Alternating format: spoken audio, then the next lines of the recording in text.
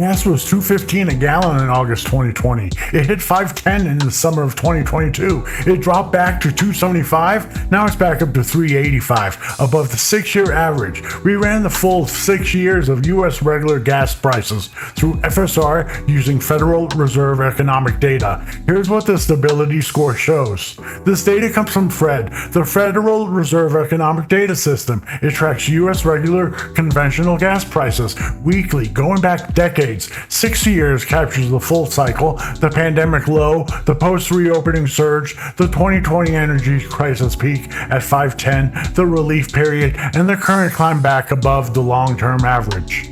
6 years of weekly data. FSR scores 71%, rolling FSR 88%. The 6-year average sits at $3.33 per gallon. Price started near $2.15 in August of 2020, climbed steadily to a peak near $5.10 in mid-2022. That's the spike your wallet remembers. It then dropped back to around $2.75 before recovering to the current $3.85. We are now above the 6-year average. Now look at the rolling FSR chart on the far right. That collapsed to 65%, the worst reading of the entire 6-year period, is happening right now.